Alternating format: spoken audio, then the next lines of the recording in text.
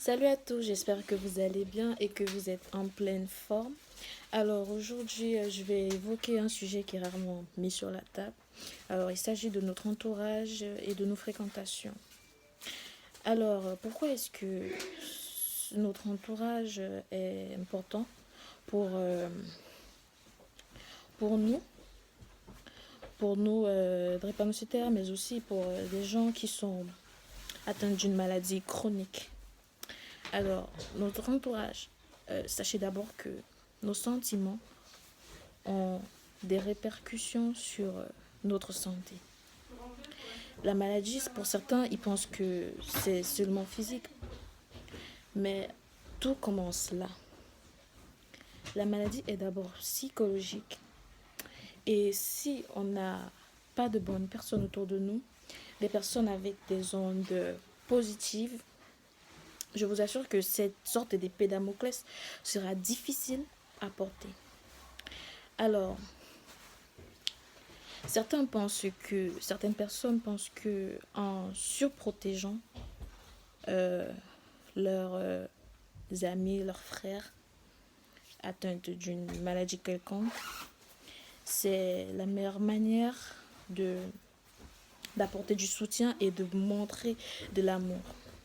Mais laissez-moi vous dire que c'est pas ça en fait. Si ton frère, ta soeur, ton ami te dit qu'il a envie de réaliser un truc, qu'il a envie de, de réaliser un rêve, un truc qui vraiment lui tient à cœur, c'est pas en lui disant non, en lui rappelant que t'es malade, tu peux pas faire ça, ceci et cela. C'est pas en faisant ça que vous allez réellement l'aider. La meilleure question à poser dans ce genre de situation, c'est est-ce que ça te rend heureux? Est-ce que ce que tu as envie de faire là, ça te rend heureux?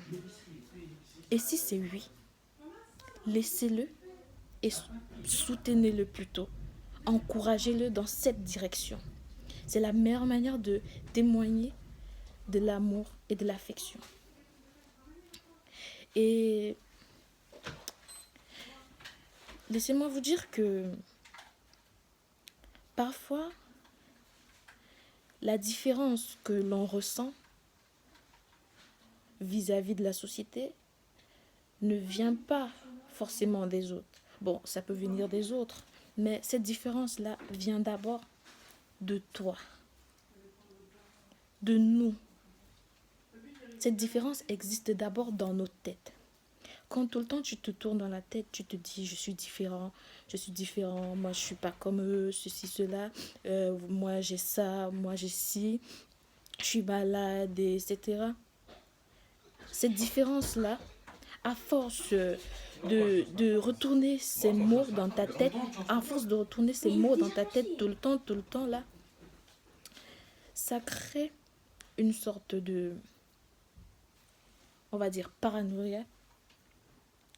Une paranoïa qui va de plus en plus grandir, et il suffira juste d'un déclic de ton entourage pour que tu te sentes encore plus mal et que tu tombes dans un fossé. La différence commence dans ta tête. Alors, si tu veux te sentir plus à l'aise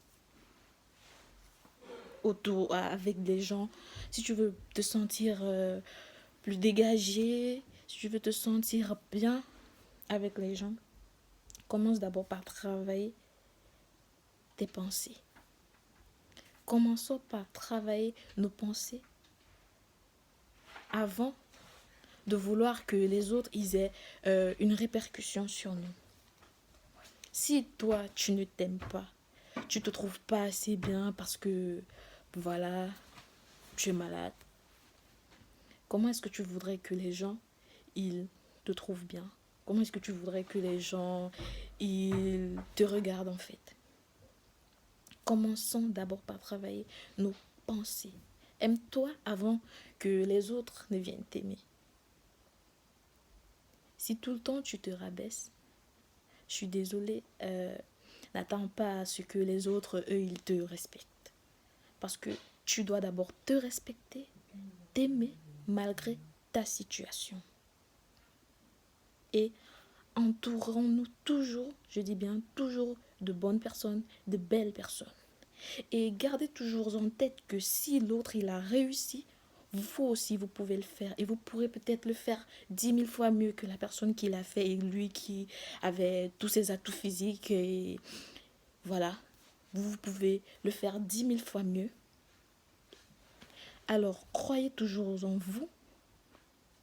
Pensez toujours que vous pouvez, quoi qu'il arrive, quoi qu'on vous dise, que vous pouvez y arriver.